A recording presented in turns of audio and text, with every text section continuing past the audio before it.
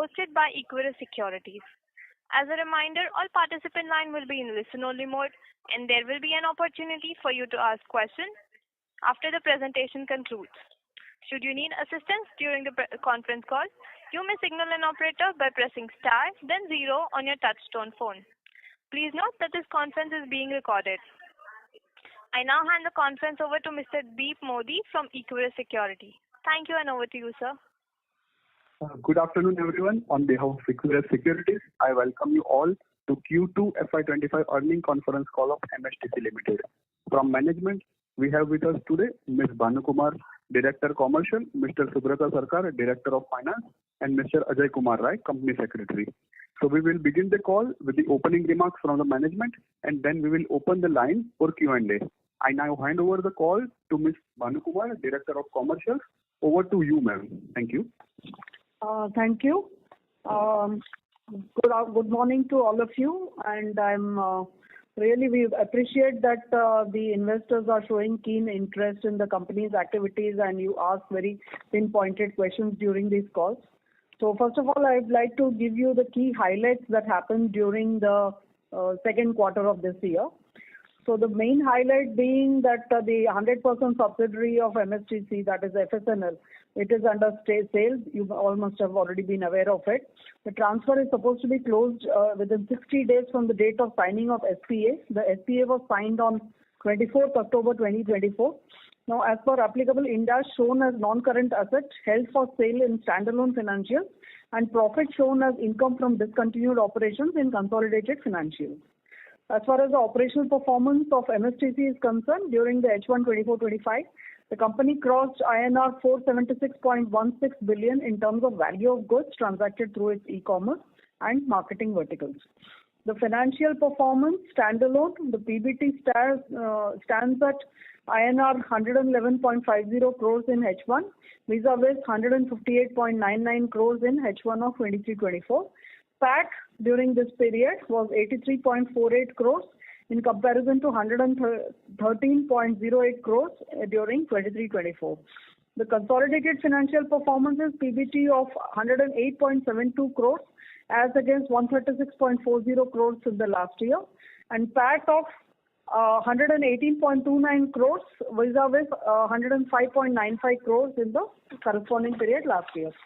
The key highlights, the major important projects that we are undertaking, that we continue to undertake since last year, are the spectrum auctions. We are managing the e-bidding portal for allocation of the spectrum. Then the coal block auctions, of course, various tranches have already been carried out, and it is still under some more events are happening. The mines and mineral block auctions are also happening, and various states from various points of time have advertised for sale of these mineral blocks. The EXIM platform that we have developed is very robust, and it is being actively used by the oil marketing companies, especially Indian Oil and ONGC group of companies. Then the DEEP portal, which we had started almost 5-6 years back, is a very stable portal that is being used by the DISCOMs for their PPAs. The upcoming projects that which we have very recently bagged are the important one being the FM waves radio wavelength allocation that will be done by MSTC. This will happen, and it is expected to happen in the last quarter of this year. Then we also have a contract from the Kendriya Police Kalyan Bandar. This is actually a project given by Ministry of Home Affairs for digitization of retail operations of KPKB. This also is likely to start by the end of this year. Then the e-auction of sale of timbers from Chhattisgarh Forest Department is also a very promising venture for us. This also, the auctions are expected to start in this quarter. The listing portal for the NPA properties which are not under the public sector banks, that is for the rural banks, private, cooperative banks and other institutes. That also is already almost ready, and it should be operational anytime soon. We are also now thinking of offering infrastructure as a service. We have been talking about it in the last year also. But now we are seeing that modules that we develop for our clients, we are offering the infrastructure facility also for that. And these are available in sectors like recycling, mining, e-commerce, etc. Then we have created a ERP for the mineral sector where our presence and our activities are quite large. So we are doing a lot of pre-auction activities and post-auction activities and integrating with the databases of our clients. Now, we have also bagged a very major scrap sale agreement with BPCL, which was earlier done by some private entities, but now they have given this work to MSTC. Now, these are certain ventures which we expect will be giving us good revenue in the coming months. Thank you.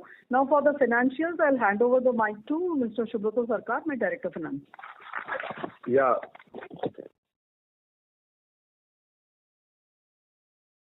Ladies and gentlemen, please stay connected. The line for management has been disconnected.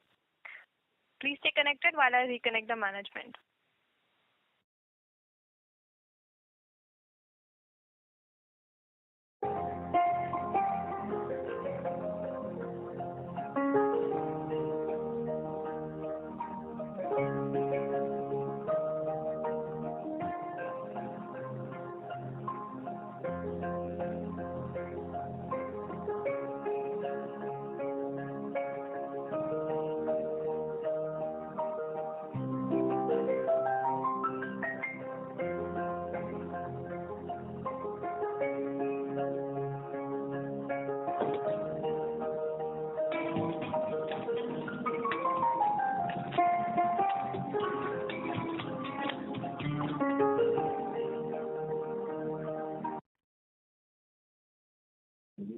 Ladies and gentlemen, we have management back online with us.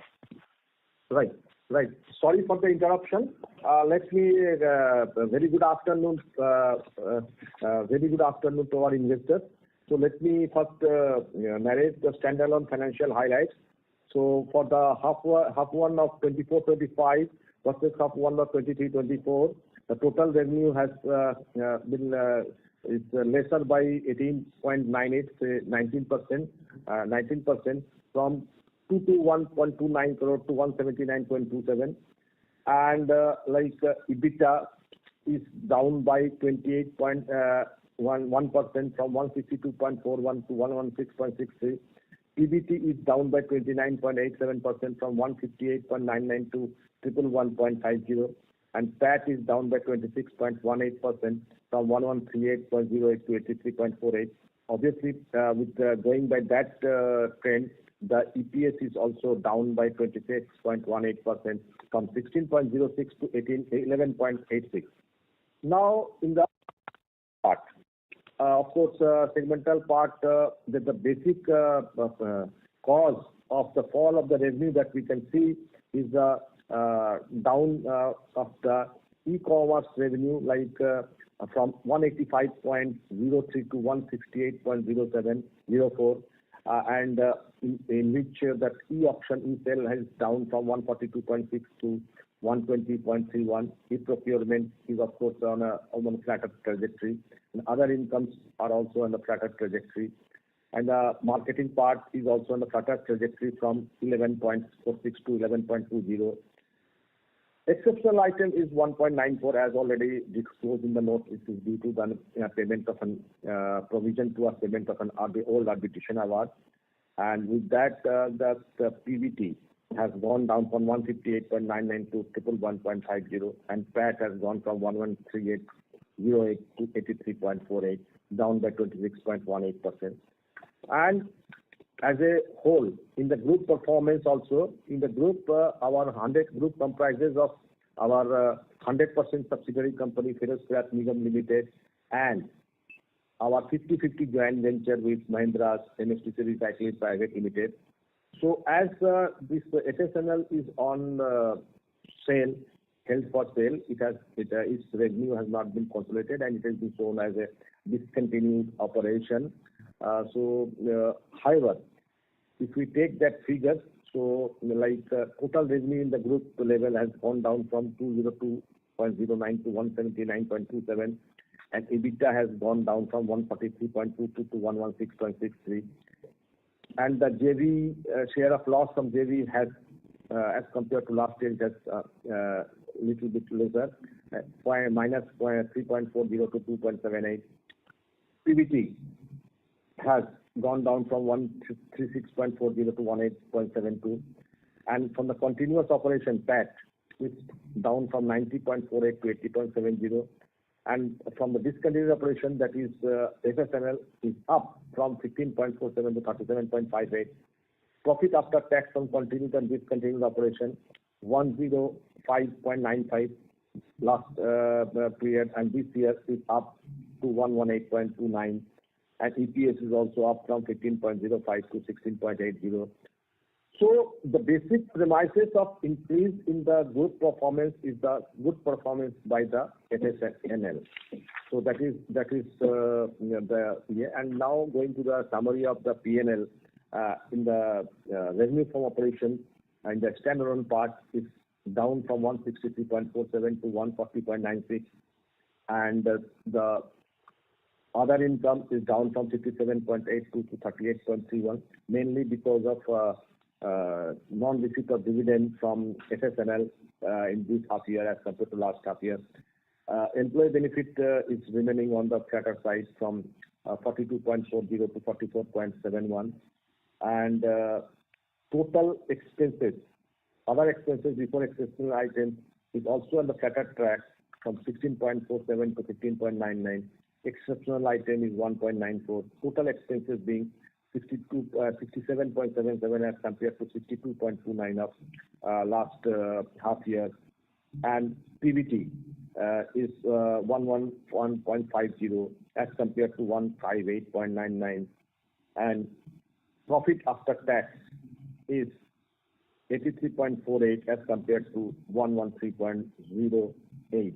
And in the consolidated part, of course, with the continuing operation, that profit has also gone up from 105.95 to 118.29.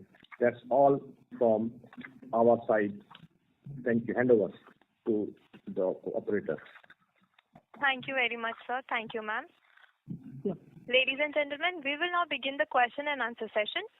Anyone who wishes to ask a question may press star and 1 on their touchtone phone. If you wish to remove yourself from the question queue, you may press star and 2. Participants are requested to use handsets while asking a question. Ladies and gentlemen, we will wait for a moment while the question queue assembles.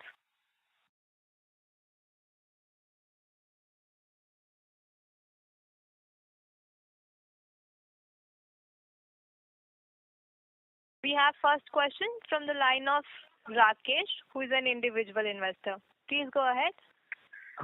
Good afternoon. I have this question regarding competition that MSTC faces from the GEM portal. Can you please share some on this? Yeah. As far as GEM is concerned, the government has made it mandatory for the government departments as well as PSUs to use that portal extensively for all their procurement needs. But then we need to see that GEM offers very standard kind of a portal where, things are, the model is very standardized.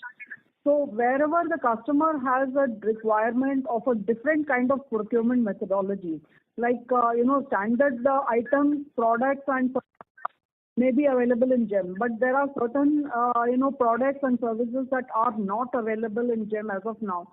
So those clients are the ones that we are targeting, and we have made some foray. We are earning something. Of course, this has made a dent in our earnings, e-procurement earnings, but then we do have a market. It's not that we have stopped our e-procurement services completely.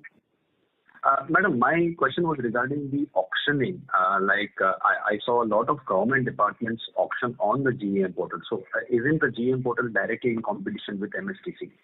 Yeah, it is. But there again, GEM doesn't have all the kinds of features that we have been. We are giving an end-to-end kind of a service, and GEM is more like a platform service.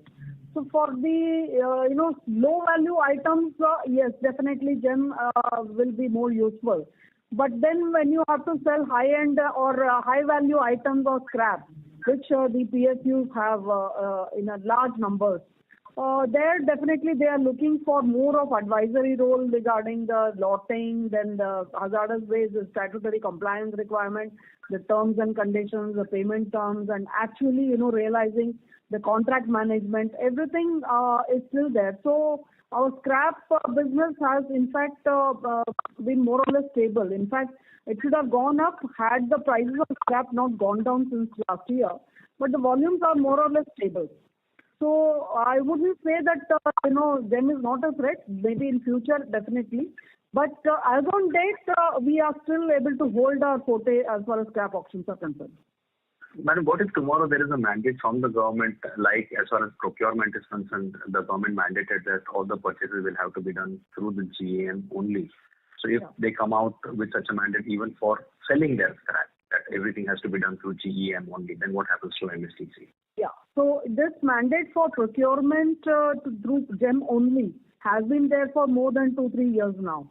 In spite of it, most of the organizations are finding it difficult to procure everything through GEM. So it is not that GEM is the only platform that is to be used by these organizations. Wherever materials or products or standard things cannot be done, definitely there is a market for it, and we are the solution for that. We are the platform for that.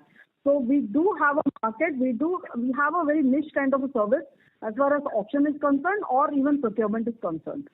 So that is something that we wish to enlarge, not just to the government clients, but to the private sector also. And madam, in this quarter, what portion of the revenues from the scrap business has come from the private sector? See, it has been more or less stable at around 10 to 12% of the total revenue. Okay. Madam, my second question is, how does the company plan to utilize the sale proceeds of FSNL? Yeah, let me respond, sir. The deal has to be closed within 60 business days from 24th of October. So we hope around 15th it will be done. It comes to around 15th of Jan. So what we plan, so we will have a kind of internal management meeting, and then there will be of course a board meeting to decide on that utilization of the profit, because one of the part will be taken away by the government as an advance tax, right? Yes, sir. So net of capital gains, of course, there will be a deliberation how to utilize the things. So we will come up with that solution on that point of time. Right now, we are more concentrating on the smooth transaction. The transaction happens in a smooth and steady manner. So we are concentrating on that particular thing. Obviously, it will be known to you without giving any kind of intimation to the being a listed company. It will not be done. So the thought process will be shared to you as and when it is approved by our management, like the board, our board. Right, sir? Got it, sir. So one last question was regarding the updates on the new businesses that the company has just stated in its investors presentation.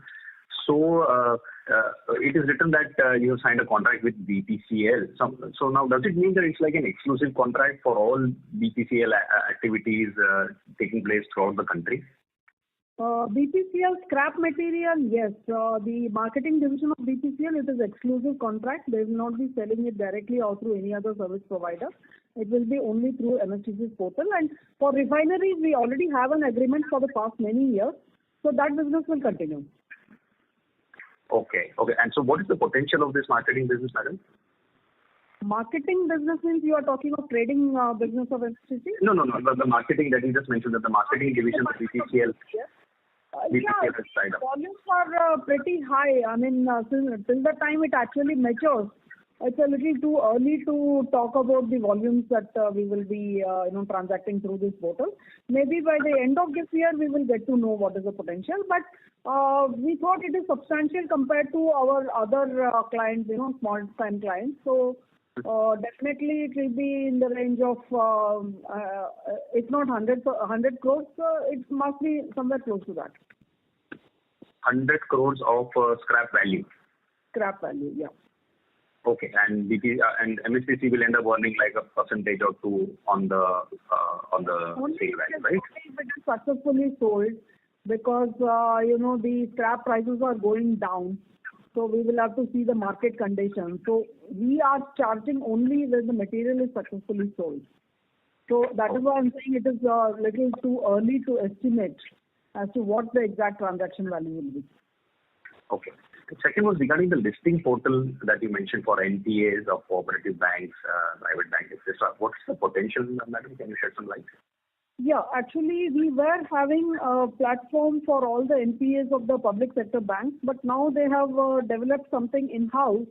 PSB Alliance has developed, and there are two parts to it. One is the bidding platform and one is the listing platform. So we were earlier also having only the bidding platform, and the listing platform was maintained by the PSBs themselves, the IBA themselves. So now we have developed this listing platform also so that it is one integrated service. So this we are now going to offer to all the private sector banks, the rural banks and the cooperatives and all, and we have already approached many of them.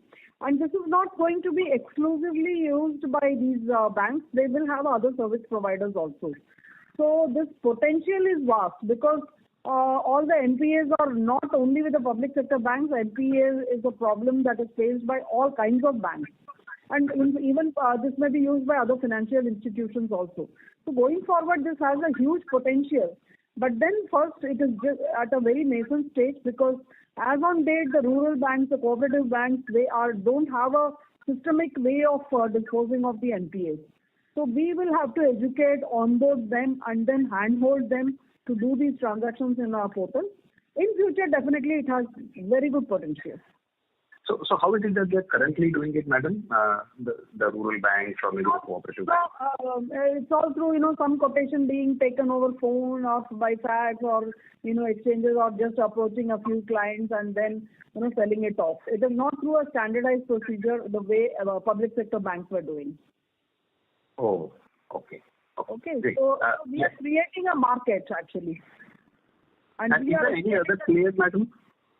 Yeah. Is there any other player who's doing something similar? See, the public sector banks have developed their own portal. So they are again a competition in this area because once they develop something for the public sector banks, then it can be used by any bank, right? Yeah. So that is a threat, but then we are hopeful that since, as far as bidding platform is concerned, we are very confident that, our methodologies and the processes are extremely competent and transparent. So we are convinced that our platform will be superior to any other platform. Okay, even as compared to the PSB Alliance platform. Yes. So that has just started. So we'll have to wait and watch how it does. Okay, got it. I do have a few more questions, but I'll get back in the line. Right. Thank you so much. Thank you very much. Before we take the next question, we would like to remind participants that you may press star and 1 to ask a question. We have a question from the line of Anand from Mount Intra Finance. Please go ahead. Hello. I just have a question. So we've seen 2 consecutive quarters of degrowth, and this is mainly in our core vertical, the e-commerce vertical. Now, the JV with Mahindra doesn't seem to contribute a lot. Looking at it directionally, like say 3 to 4 quarters, what can we expect, especially now that we've lost Coal India as a client? Can you throw some light directionally of how this company is planning to, appreciate, grow the sales, or where are we looking at? I think last quarter there was some talk about data center and recycling. So just directionally, ma'am, I just want an idea of where this company is heading in the next 3 to 4 quarters. Sure. Yes, our e-commerce revenues have been more or less flat or probably slightly on the lower side. A few contributing factors to that. First being the market itself, especially for scrap, has actually fallen compared to last year. So since we charge a percentage of the value, definitely that affects our earnings also. Second thing is the loss of business from the IBAPI portal that we were just talking about, the public sector banks and the Coal India auction. As far as the Coal India business is concerned, we are in touch with them, and we have also approached other clients who are, who will be selling some commercially mined coal through our platform. So those are some things that we are doing, and the revenues definitely will take at least another quarter or so to actually come in. As far as the property portal is concerned, more or less we are ready with that, and I just explained that we will be, first reaching out to all the banks, especially the rural cooperative and private sector banks. They have large volumes of not just NPAs, even other assets. So that is something we are getting. So this is the kind of stage in which we are introspecting and seeing how to take the giant leap forward. So as far as the new business is concerned, one is the infrastructure as a service or the data center that we are talking about. That we are planning to set up in the next financial year, because we are already on the job. But then for that to actually be offered as a service, we are still working on the various revenue models and the services that we can offer. So this is actually a transition phase, so maybe it will take another quarter or so to actually see the revenues coming in. So I am very positive that yes, these areas do have some good potential for future. As of now, maybe it is a little flatter, so maybe we'll have to keep some patience for at least a quarter or so. Okay, thank you, ma'am. Yeah. Thank you.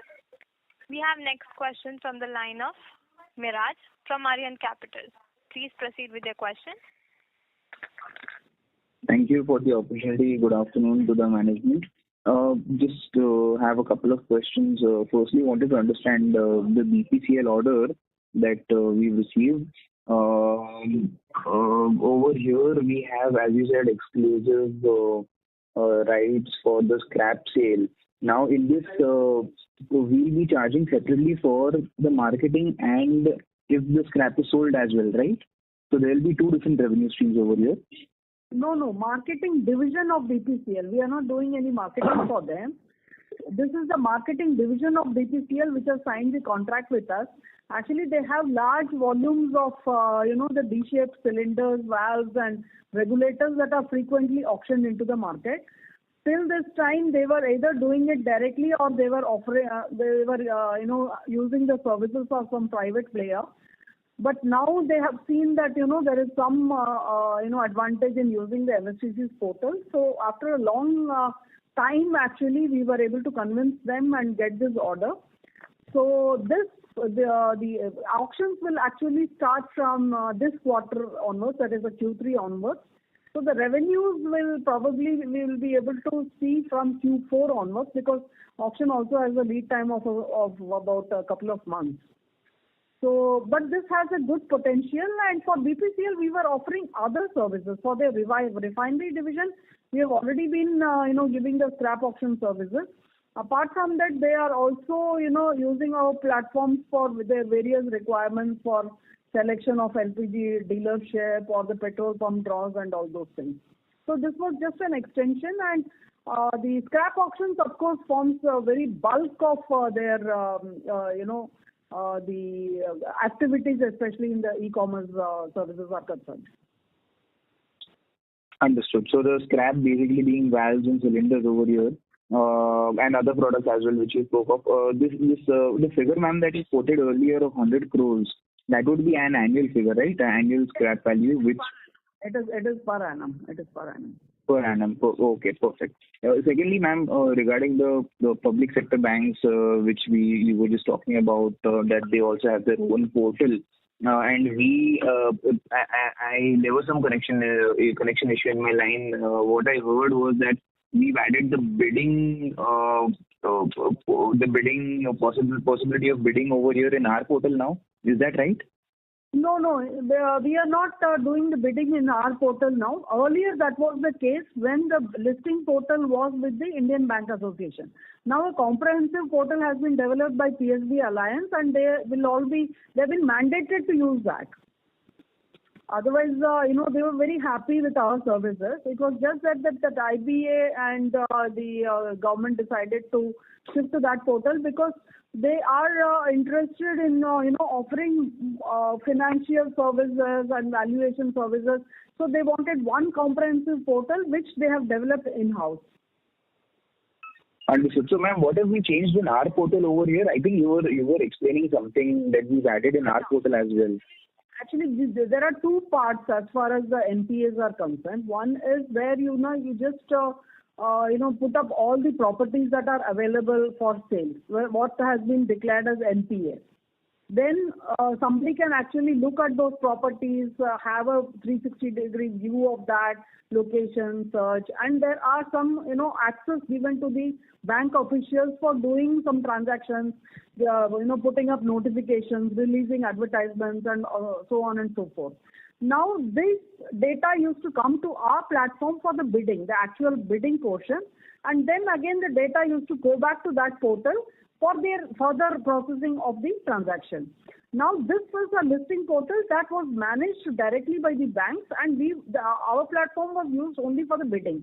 Now what I was trying to explain was we have developed this listing portal also, so that these small term banks like rural banks or some cooperative banks, they don't have access to the listing portal of the public sector banks.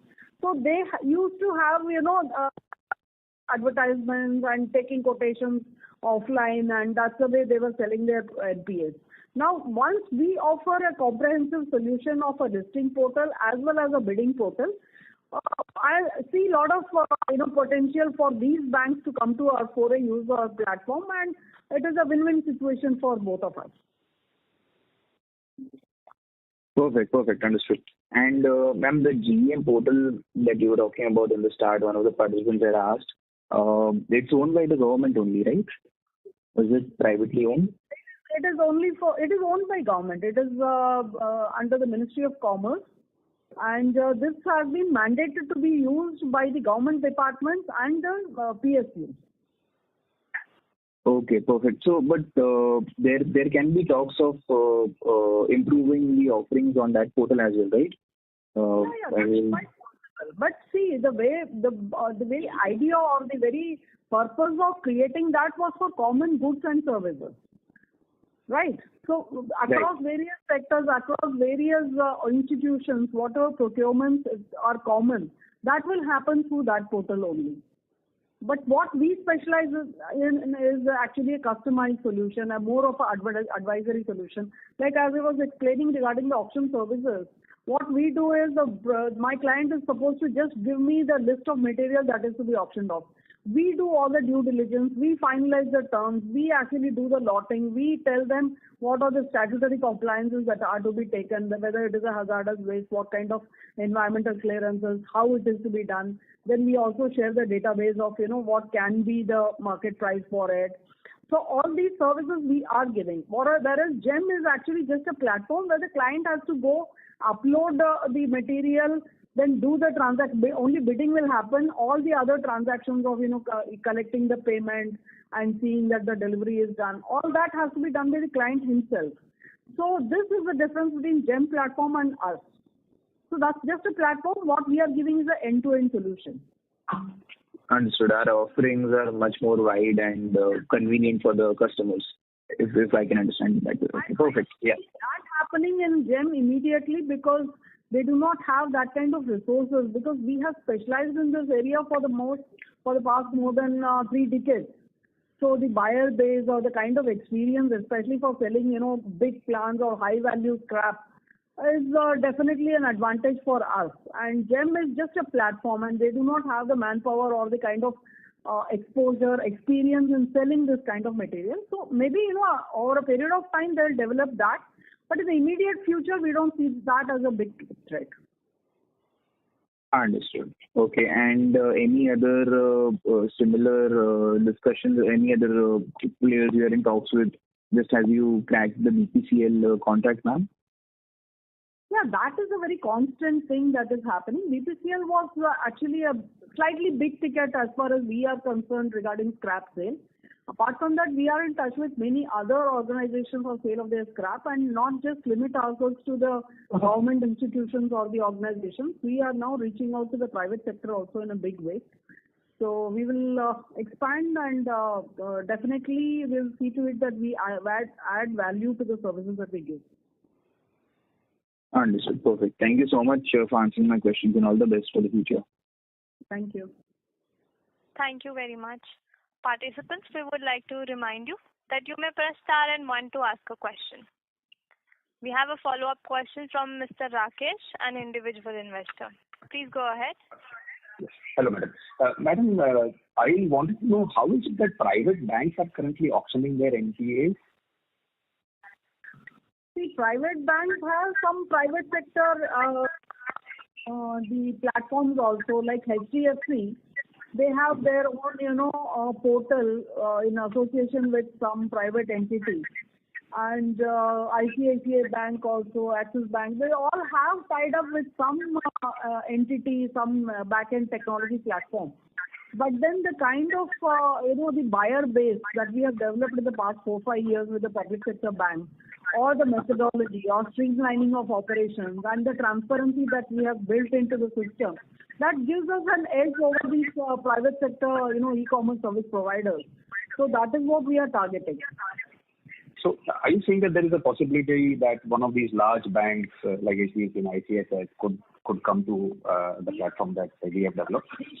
Initially, they may just give, try some of their properties through a portal. If they feel that it is, they are able to get good value for the NPS, definitely they can switch over.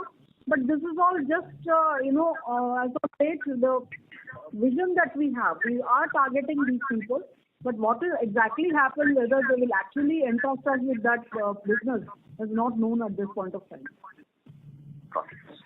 Madam, my question was regarding infrastructure as a service, where you mentioned that scalable cloud-ready hardware on plug-and-play basis for IT requirements of various sectors. So could you please elaborate on this? Actually, if you see large number of organizations, especially the small and medium companies, do not have the kind of resources for having their own server or, having access to large private sector cloud services or, data centers. So, and we are probably associated with them in some form or the other. We are already offering some kind of service to them. So for them, hosting their data, hosting their transactions, all these things, they don't need to actually, go through a whole lot of exercise to do that. What we are targeting is they can just come over to our platform. We will give our infrastructure. We have redundant capacity. We don't need to immediately, invest in that area. So that is something that we will immediately be able to take from them. Say something like, a virtual data room for the small organizations. That is something that is immediately, a requirement for many organizations, and for us it can be a revenue stream. So this is the way we are thinking. These are low-hanging fruits, and going forward, definitely we will be probably thinking of having, our own big data center where we can offer cloud services.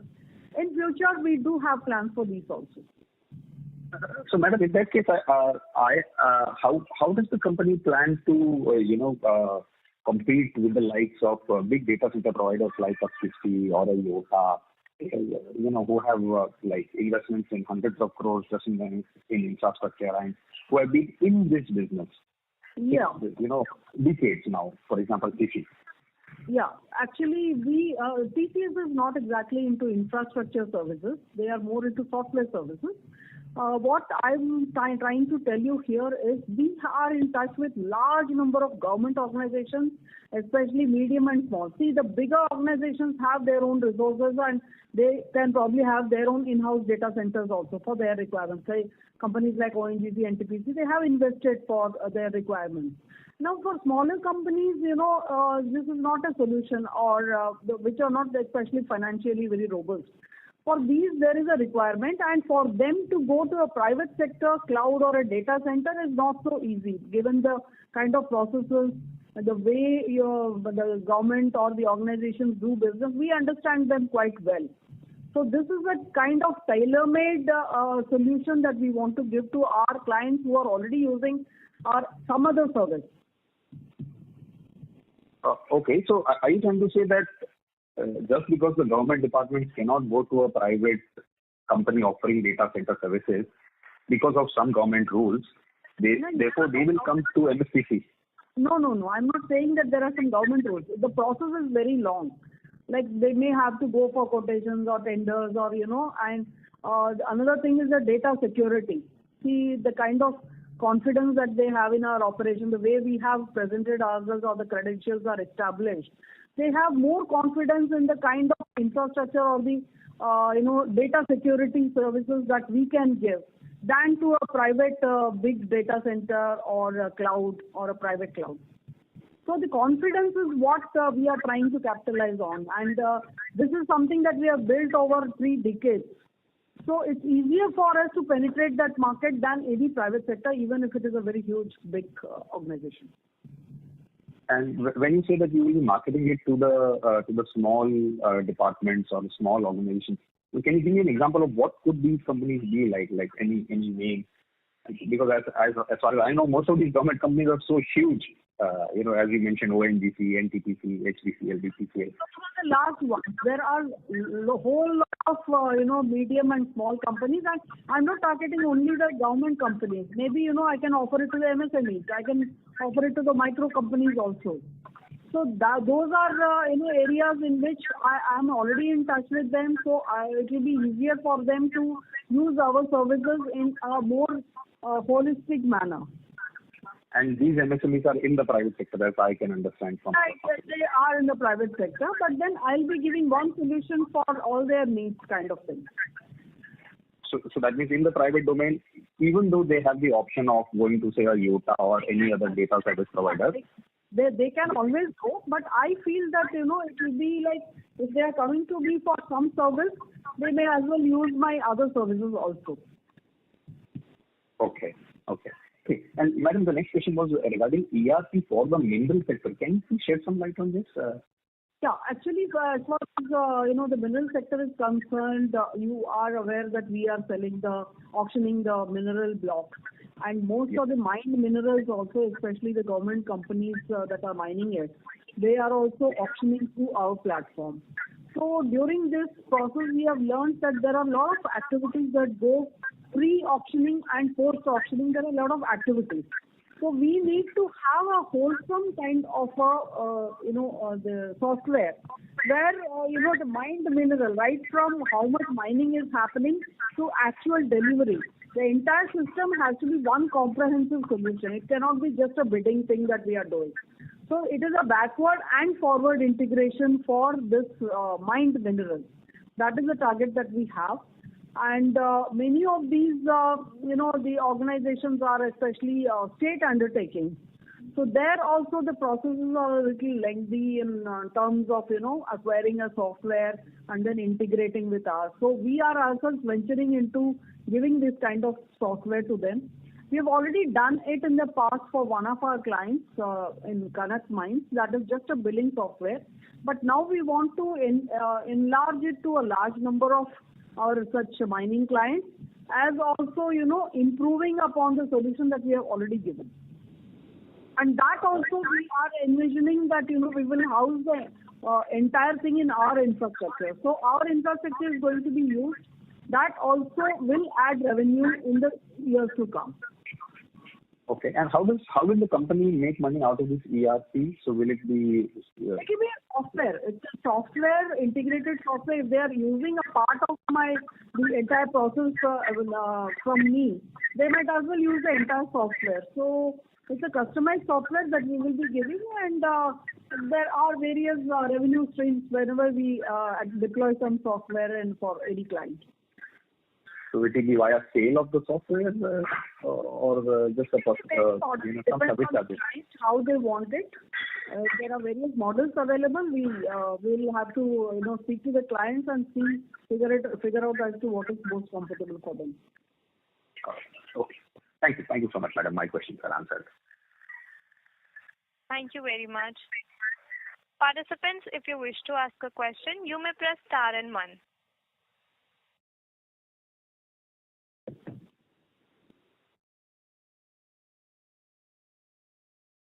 As there are no further questions, I would like to hand the conference over to management for closing comments. So thank you. The investors have really shown a lot of interest in the company, as has always been the case, and the questions were very targeted regarding the business. I hope we were able to reply to the queries so that the investors had, and thanks for the continued patronage. Thank you all. Thank you. Thank you. Thank you, ma'am. Thank you, sir. On behalf of Equirus Securities, that concludes this conference call. Thank you all for joining us. You may now disconnect your lines.